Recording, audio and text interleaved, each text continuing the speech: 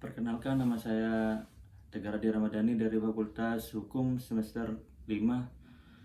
Saya akan menjelaskan tentang pengertian amandemen. Amandemen adalah perubahan resmi dokumen resmi atau catatan tertentu, terutama untuk memperbagusnya. Perubahan ini dapat berubah penambahan atau juga menghapuskan catatan yang salah, tidak sesuai lagi. Kata ini umumnya digunakan untuk merujuk kepada perubahan pada konstitusi sebuah negara. Amandemen konstitusional. Konstitusional merupakan prinsip-prinsip dasar politik serta hukum yang mengungkapkan struktur, prosedur, serta kewenangan, hak serta kewajiban. Karena itu konstitusional sangat berhubungan erat dengan amandemen, karena bertujuan untuk memperbaiki suatu catatan dokumen penting suatu negara yang mencangkup bentuk, struktur, prosedur agar lebih baik dari sebelumnya. Tujuan diadakannya amandemen: yang pertama, untuk menyempurnakan aturan dasar mengenai tatanan negara agar dapat lebih mantap dalam mencapai tujuan nasional, serta menyempurnakan aturan dasar mengenai jaminan dan pelaksanaan kekuatan rakyat. Yang kedua, memperluas partisipasi rakyat agar sesuai dengan perkembangan paham demokrasi. Yang ketiga, menyempurnakan aturan dasar mengenai jaminan dan perlindungan hak agar sesuai dengan perkembangan HAM dan peradaban umat manusia menjadi syarat negara hukum. Yang keempat, menyempurnakan aturan negara penyelenggaraan negara secara demokrasi dan modern melalui pembagian kekuasaan secara tegas, sistem check and balances yang lebih ketat dan transparan, dan pembentukan lembaga-lembaga negara yang baru untuk mengakomodasi perkembangan kebutuhan bangsa dan zaman. Yang kelima, menyempurnakan aturan dasar mengenai jaminan konstitusional dan kewajiban negara mewujudkan kesejahteraan sosial, mencerdaskan kehidupan bangsa, menegakkan etika dan moral, serta solidaritas dalam kehidupan masyarakat berbangsa dan bernegara sesuai dengan harkat dan martabat kemanusiaan dalam perjuangan mewujudkan negara kesejahteraan. Manfaat diadakannya amandemen: yang pertama, Undang-Undang 1945 tidak lagi menimbulkan pasal-pasal yang multitafsir. Yang kedua, Undang-Undang 1945 lebih sesuai dengan perkembangan zaman yang terus berubah. Yang ketiga, Undang-Undang 1945 menjadi lebih relevan dengan kebutuhan masyarakat dan bangsa. Yang keempat,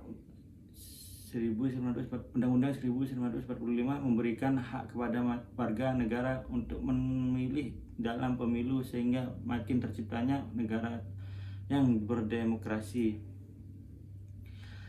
Yaitu selanjutnya, prosedur perubahan konstitusi. Secara yuridis, perubahan konstitusi dapat dilakukan apabila dalam konstitusi tersebut telah ditetapkan tentang syarat dan prosedur perubahan konstitusi.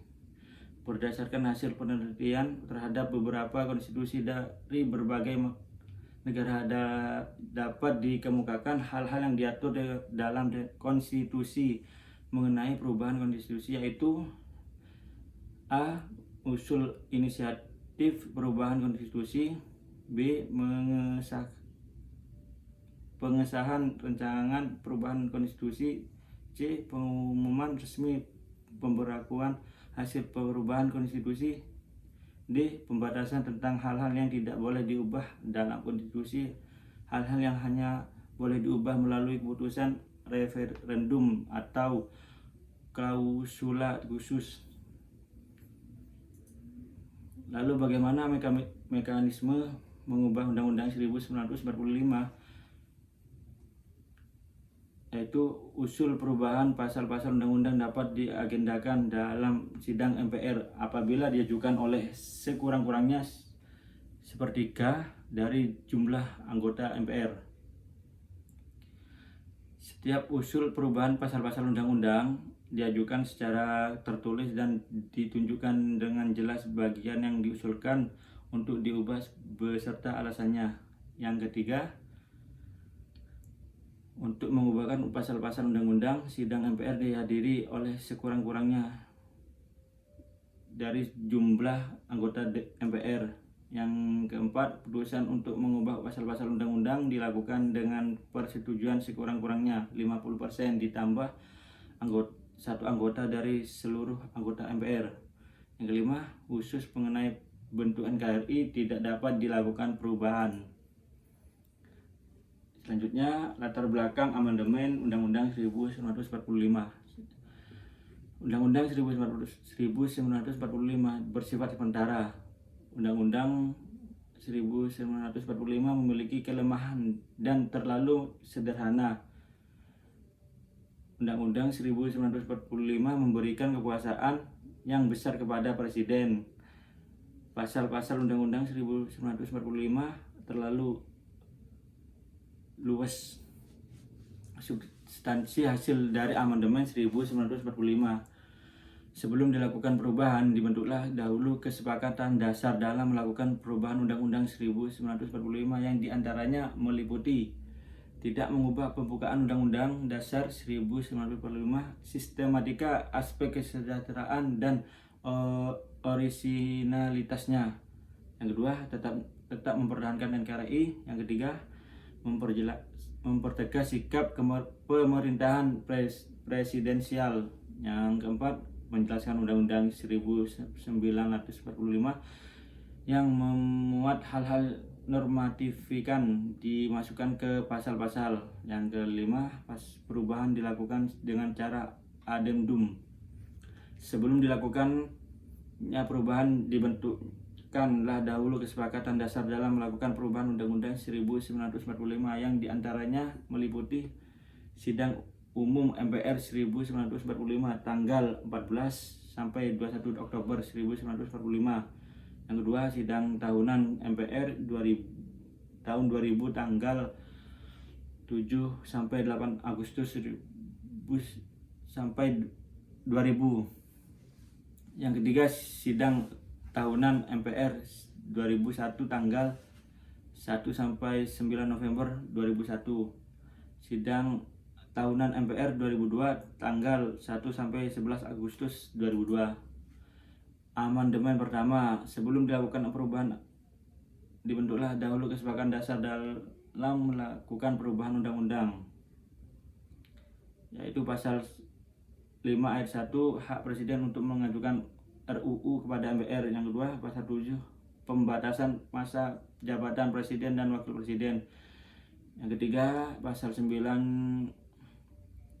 ayat 1 dan 2, sumpah presiden dan wakil presiden. Yang keempat, 13 ayat 2 dan 3, pengangkatan dan penempatan duta. Yang kelima, pasal 14 ayat 1, pemberian gerasi dan rehabilitasi. Yang keenam, pasal 14 ayat 2, pemberian amnesti dan abolisi. Yang keenam, pemberian gelar tanpa jasa dan kehormatan lain. Yang ketujuh, 17 ayat 2 dan 3, pengangkatan menteri. Yang ke-8, 20 ayat 1 sampai 8 DPR. Yang terakhir 21, hak DPR untuk mengajukan RUU. Inti perubahannya yaitu A, penggeseran kekuasaan legislasi dan yang berada di tangan eksekutif beralih ke legislatif. Yang B, membatasi kekuasaan presiden yang otoriter yang dipandang terlampau kuat. 2, substansi pokok ada pada amandemen pertama disebut dengan istilah check. Amandemen yang kedua, bab 6, pemerintahan daerah, bab 7, Dewan Perwakilan Daerah, bab 8, wilayah negara, bab 10, warga negara dan penduduk, bab 10A, hak asasi manusia, bab 12, pertahanan dan keamanan, bab 13, bendera, bahasa, lambang negara serta lagu kebangsaan. Inti perubahannya yaitu pemerintahan daerah pasal 18, adanya dasar hukum yang kuat pada Pemda, adanya juga kekhususan daerah seperti Aceh, DI Jakarta, dan Papua. Yang lebih mendetailnya aturan mengenai wilayah negara, yang C membedakannya warga negara dan penduduk, yang D hak-hak rakyat lebih diperhatikan dengan dicantumkannya pasal mengenai hak asasi manusia, yang E mempertahankan dan keamanan negara, yang F bendera, bahasa, lambang negara, dan lagu kebangsaan pun tidak luput dari perhatian pemerintahan. Yang G ditambahkannya aturan mengenai lembaga DPR, khususnya mengenai angka anggotaan, fungsi, hak, dan prosedur penggantinya. Amandemen yang ketiga yaitu bab 1 bentuk dan kedaulatannya, bab 2 MPR, yang ketiga bab 3 kekuasaan pemerintahan negara, yang bab kelima Kementerian Negara, yang bab ke-7A DPR, bab ke-7B pemilihan umum, yang bab 8A BPK. Intinya perubahan yaitu bentuk dan kedaulatan negara. Yang kedua kedudukan dan kekuasaan MPR. Sebelum amandemen, MPR bisa secara langsung mencatat presiden melalui sidang istimewa. Yang ketiga kepresidenan. Yang keempat impeachment. Yang kelima kekuasaan negara. Yang keenam kekuasaan kehakiman. Amandemen yang keempat, inti perubahannya yaitu DPD sebagai bagian MPR. Yang kedua penggantinya presiden. Yang ketiga penyataan perang, perdamaian, dan perjanjian. Yang keempat penghapusan DPA melalui keputusan presiden nomor 135M 2003. Yang